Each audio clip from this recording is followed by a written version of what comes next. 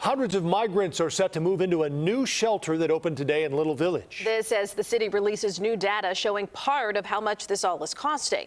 CBS 2's Sabrina Franza is live in the newsroom. Sabrina, what are you finding out?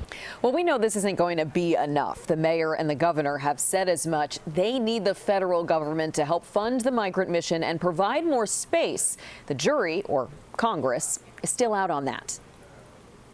A former CVS in Little Village is now a migrant shelter. About 220 asylum seekers about to move in. It's well managed, and I think that, I feel good about the opportunity there. Across the city, migrants are still living inside buses at the downtown landing zone. About 300 of the around 600 people waiting to move somewhere. And I actually visited yesterday. It's phenomenal what we've been able to do in a relatively short period of time and to accommodate very young children. You know, early childhood education is very important to me, making sure these young children have a place that they can play even in a very difficult situation. That's been put into this site. This latest space, just a drop in the bucket for the amount of people that need housing. Funding and space are running out. Mayor Brandon Johnson and Governor J.B. Pritzker continue their pleas to Washington. We haven't seen those dollars yet, not nearly what we should.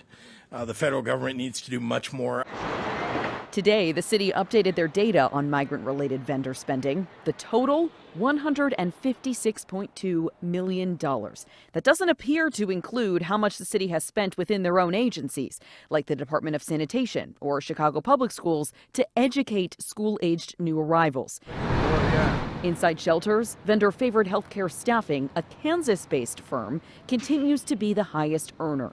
The city paid them almost $97 million to assist the migrant mission between December 2022 and January of this year. Going forward, CBS 2 has learned the city and state modified their contract with Favorite Staffing to spend an additional $30 million with the staffing firm.